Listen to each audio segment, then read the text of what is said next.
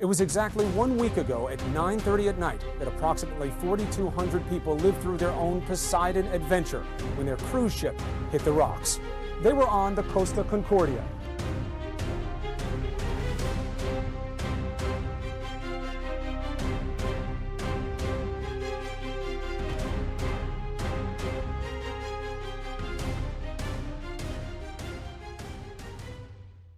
The sea was calm that night, silent, endless, almost too perfect, and then chaos. Static crackled through the radio. A panicked voice broke the silence. "Mayday! Mayday! This is the Costa Concordia.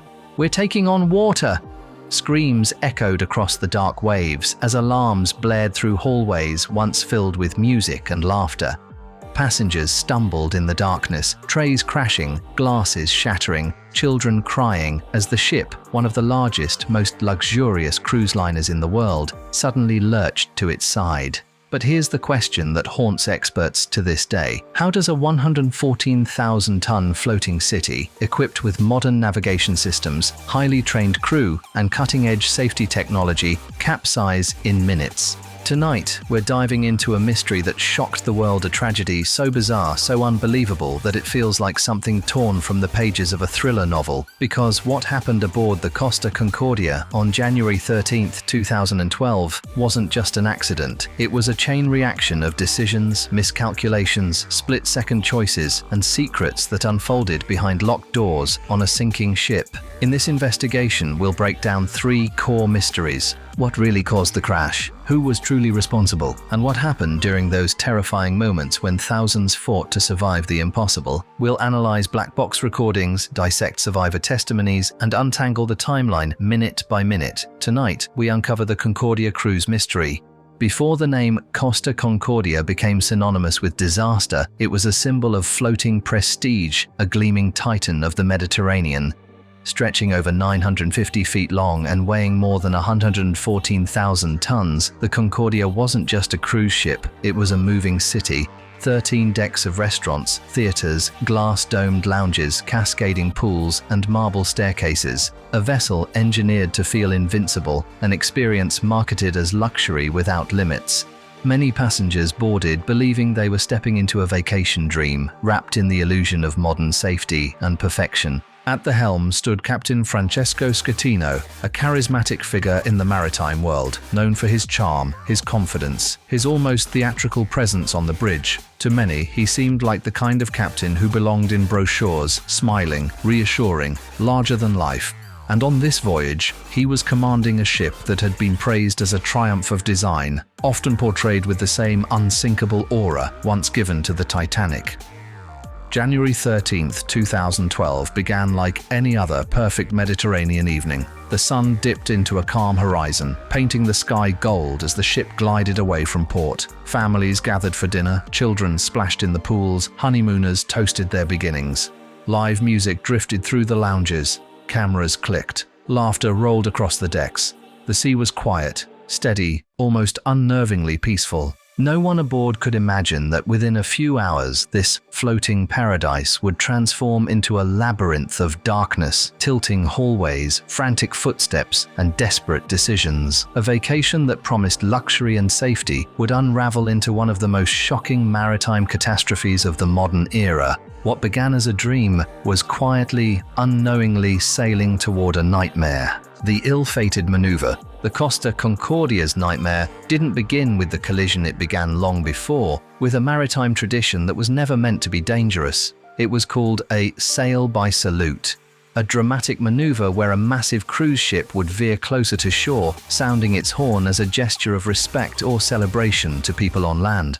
It wasn't part of any official protocol, it wasn't required, and it certainly wasn't encouraged. But it had been done before, sometimes for publicity, sometimes to impress passengers, and sometimes simply because a captain wanted to. On the night of January 13th, Captain Francesco Schettino planned such a salute near the Italian island of Giglio. According to reports, he wanted to pass close enough for the ship to be visible from shore, a sweeping gesture he believed would thrill both passengers and islanders. He even claimed it was to honor a retired colleague who lived on the island. But this time, the Concordia wasn't just passing close. It was heading for a point far closer than previous salutes, and closer than the official route permitted. The timeline begins. 21:34. The ship alters course. Instead of staying on its safe deep water track, the Concordia begins drifting south, edging toward the island. On the bridge, some officers express concern. The electronic charts show rocky outcrops near the coastline, but Schettino reassures them. He's confident. He's done this before. 21:39. The Concordia is now only about 0.5 miles from shore, dangerously close for a ship this size. The speed, over 15 knots. Too fast for shallow waters. The crew begins to notice anomalies on radar, echoes, blips, something ahead. 21:41. A lookout reports dark shapes on the starboard side reefs, rising just beneath the surface. The first officer quietly suggests reducing speed. Schettino delays. "We're fine," he says. 21:44. The ship is still closing in. A second officer stresses the proximity to rocks. Schettino gives a small course correction, but by now, it's too late. The underwater reef Lascaux lies just meters from their projected path. In these moments, the bridge is calm, almost eerily composed, but the instruments tell a different story. Shallow readings, proximity warnings, flashing alerts, and then 21:45. The Concordia is minutes from disaster. The ship is gliding toward a submerged wall of granite that no amount of confidence can outrun. The tragic sequence is already in motion, silent, unstoppable, and seconds away from changing everything. The collision. Passengers were finishing dinner, sipping wine, listening to soft piano music drifting through the grand dining hall. It was a night like any other, conversations bouncing off polished floors, waiters carrying trays, families posing for photos. No one felt the warning signs beneath their feet. No vibration, no jolt. Just calm, open sea. The entire ship shuddered. Plates smashed against the floor. Glasses exploded into shards. Chandeliers swayed as if caught in an earthquake. Some passengers thought it was a joke. Others froze in terror. One survivor later said, "It felt like the ship was being torn open by a giant hand." Seconds later, the lights flickered. Then everything went black. The music stopped. The laughter stopped. The Costa Concordia, a 114,000-ton monument of engineering, was suddenly a dark, silent labyrinth drifting in the night. Inside the hull, the truth was far worse than anyone on deck realized. The ship had struck the Lascaux rock formation, carving a 70-meter-long gash, a wound so deep it tore open multiple watertight compartments. Water surged in at an unstoppable rate. Pumps designed to handle minor leaks were instantly overwhelmed. Within moments, entire rooms flooded. Machinery sparked and failed. Generators short-circuited. Alarms finally blared, shrill and jarring, echoing through every corridor. Crew members darted around trying to calm passengers, repeating the same phrase again and again. "It's just an electrical fault. Please return to your cabins." But this was no electrical fault. On the bridge, officers stared at screens showing rising water levels. The ship was losing stability, beginning a slow but deadly tilt, first only a few degrees, then more, then more. Captain Schettino's early reaction was hesitation. Instead of announcing the collision, he contacted company officials. Instead of ordering evacuation, he told passengers it was a technical issue. Those precious early minutes when lifeboats could have been launched safely were slipping away. Meanwhile, deep in the lower decks, crew members felt icy seawater rising past their ankles, then their knees. Some barely escaped as water rushed in behind them. The ship continued to lean. Passengers stumbled through dark hallways, clutching railings as gravity shifted beneath them. Dishes, furniture, and luggage slid violently across floors. Panic spread like wildfire. People knew something was very, very wrong. And while thousands waited for answers, one thing had already become inevitable. The deadly consequences of every delayed decision were now set in motion. The mystery deepens. The moment the Concordia's hull was sliced open by the Lascaux reef, the ship was locked in a race against time, one it could never win. Engineers rushed toward the lower decks, hoping to assess the damage, but what they encountered was worse than anyone had reported over the radio. Water wasn't just flooding one compartment, it was pouring into 5. For a ship this size, that was catastrophic. Modern cruise ships are designed to survive even 2 flooded compartments, maybe 3, in extreme circumstances, but 5. That was the beginning of the end. Inside the engine room, chaos erupted. Salt water gushed through torn steel, drowning generators and electrical systems almost instantly. Entire sections of wiring sizzled out. Backup power kicked in, but even that began to fail as more water surged in. Engineers tried emergency pumps, attempted to seal doors, but the pressure was overwhelming. Every minute, the ship took on hundreds of tons of seawater. As the compartments filled, the ship's balance shifted violently. The Concordia began to list, tilting first at a slight angle, then more, then more. On the upper decks, passengers felt the change like a slow, sinister roll. Plates slid off tables. People stumbled, grabbing onto railings. Some slipped and crashed into walls as gravity tilted beneath them. Navigation officers on the bridge realized the ship was no longer responding properly. The bow was dipping, the stern was rising. The vessel was turning in the water, not by command, but by the sheer force of flooding.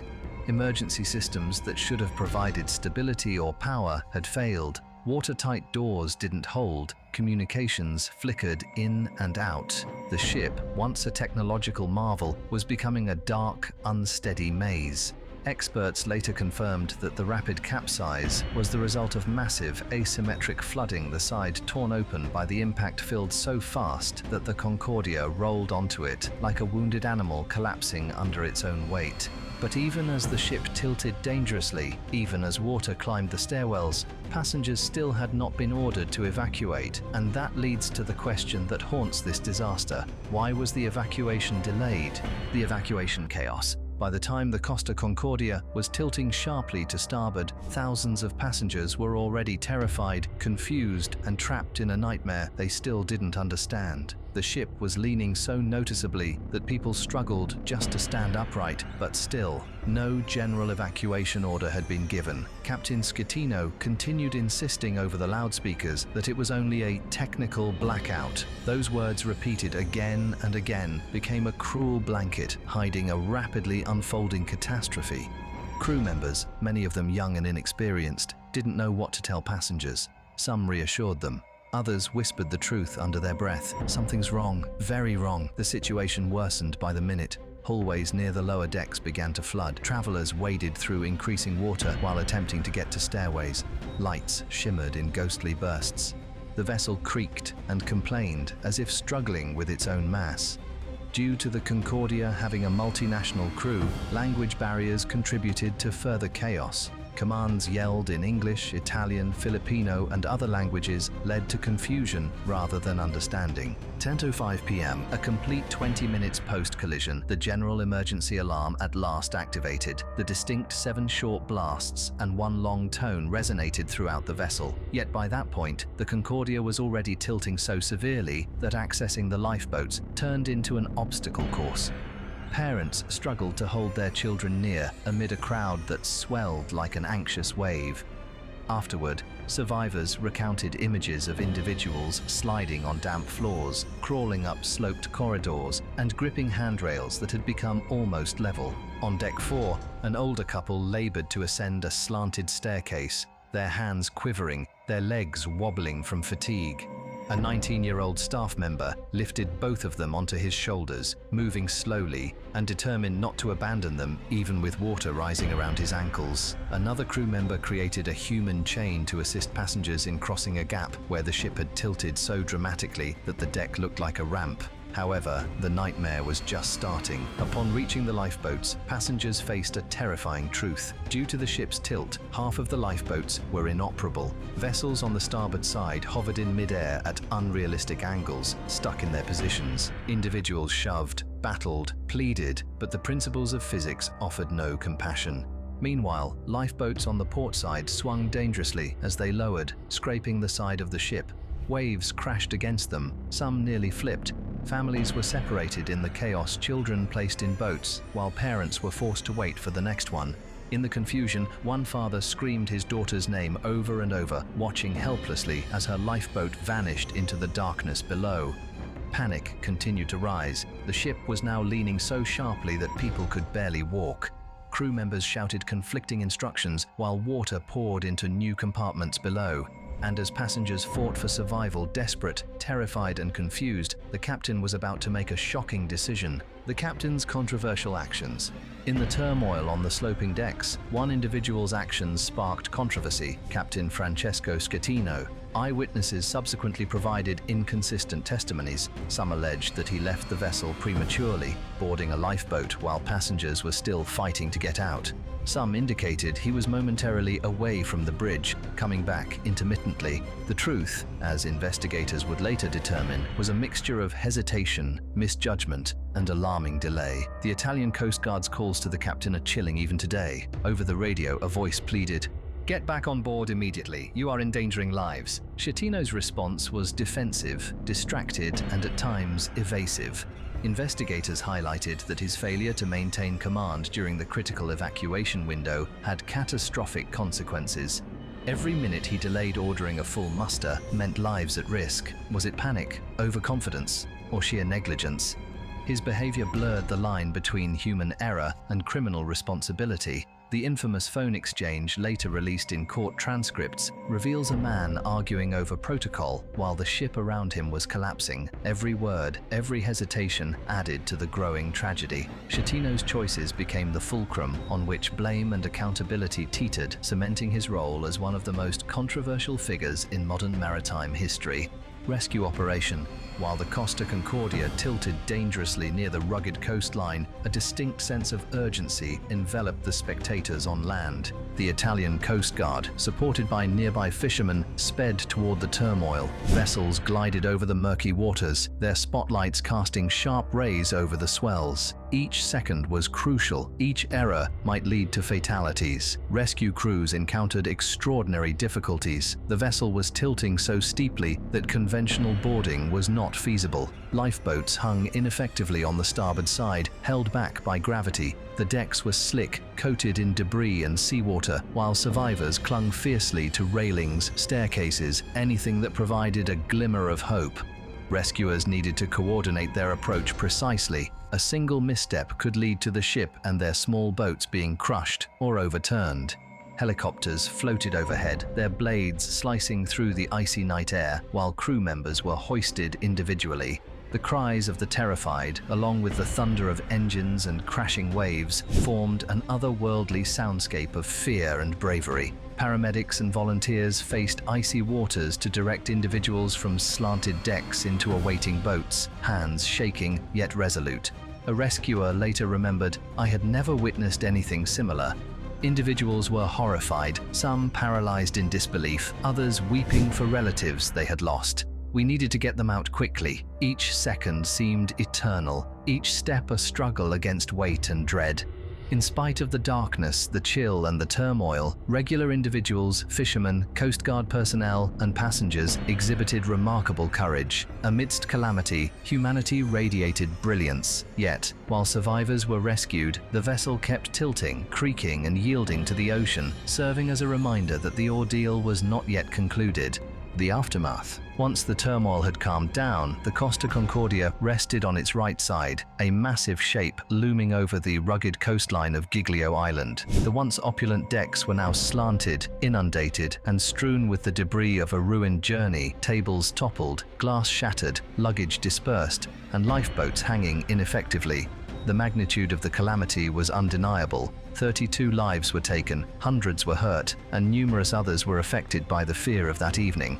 As reports emerged, the press flocked to Giglio, transmitting eerie visuals of the leaning vessel to audiences everywhere. Headlines shouted calamity, carelessness, and human mistake, while TV clips displayed the ship towering like a symbol of ruin. Families of victims remained in despair, holding on to hope even as the extent of the disaster was revealed. Parents grieved for children they would never hold again. Brothers and sisters mourned their siblings. Family and friends anxiously hoped for updates that, in numerous instances, never arrived. Survivors shared experiences of astonishment, fear, and strength. Some described moving through shadows, of unknown people linking arms to support each other, of astounding escapes from surging waters. Some bore the burden of guilt or grief, tormented by the turmoil that had engulfed moments in what ought to have been a tranquil trip. After the catastrophe, humanity had to face the vulnerability of the most sophisticated technology, the fallout from human mistakes, and the heroism of individuals who put their lives on the line to rescue others. The Costa Concordia transformed from a ship into a symbol of tragedy, bravery, and a harsh reminder that wealth and invulnerability cannot protect anyone from the relentless force of the ocean. The inquiry into the Costa Concordia catastrophe uncovered a disturbing series of mistakes, choices, and neglects that came together to result in one of the most jarring maritime disasters in contemporary history. Black box recordings and ship logs carefully detailed the night's happenings, illustrating the Concordia drifting perilously near Giglio Island, the hull colliding with the Lescol Reef, and vital minutes wasted before a mass evacuation was commanded. Each moment of doubt, every error in judgment was documented in vivid detail. Captain Francesco Schettino endured significant public and legal examination. In court, he was convicted on several counts, including manslaughter, causing a maritime disaster, and deserting the vessel. Investigators determined that his choice to execute the near-shore sail by salute, along with slow emergency procedures, directly led to the disaster. His behavior was a tragic manifestation of human mistakes in high-pressure situations. However, the catastrophe wasn't entirely the responsibility of just one person. Organizational shortcomings were crucial. The crew received inadequate training for quick evacuations, communication procedures were unclear, and safety drills had not been viewed seriously. Design shortcomings in the ship's hull and lifeboat launching systems made it nearly impossible to stabilize the Concordia once it started to tilt. Maritime specialists stress that this disaster was preventable at every stage. Tighter compliance with navigation protocols, improved crew training, quicker evacuation orders, and adherence to safety procedures could have avoided fatalities. However, a blend of arrogance, carelessness, and inherent weaknesses transformed what was meant to be a standard journey into a traumatic evening, permanently marking the Costa Concordia in history as a warning about human error and the relentless force of the ocean. World's biggest maritime recovery. Following the Costa Concordia tragedy, the wreck stood as a chilling reminder, resting on its side along the rocky coastline of Giglio Island. Extracting a 114,000-ton ship from such a risky location was an unparalleled engineering task, one that garnered worldwide interest. Specialists referred to it as the most intricate maritime recovery effort ever. A team of engineers, divers, and specialists from multiple nations worked together on the project. They created a strategy known as the parbuckling operation, which entailed turning the ship upright with large steel cables, numerous hydraulic jacks, and custom-made platforms. Every action needed to be executed with utmost accuracy. Even the tiniest miscalculation could lead to another catastrophe. The operation lasted 2 years and exceeded $1.2 billion in cost, ranking it among the priciest salvage missions ever conducted. Divers operated in frigid waters, engineers assessed structural stability, and cranes hoisted massive parts of the hull, all while prioritizing environmental protection for the adjacent sea.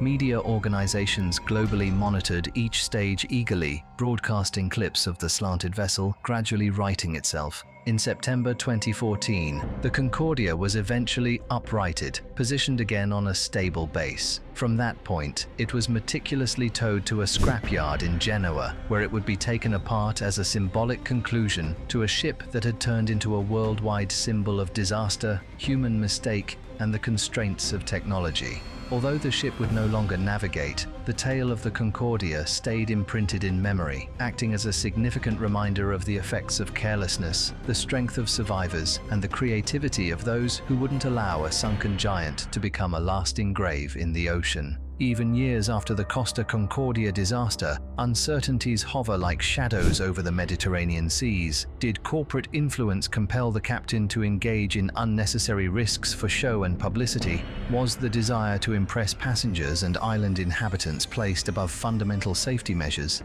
Investigators disclosed that numerous warnings from radar alerts to crew recommendations were either overlooked or disregarded. Might the catastrophe have been averted if the crew had stepped up to counter Schettino's choices? Were the ship's evacuation procedures fundamentally flawed, insufficiently practiced, or just not suitable for the chaos that occurred that night?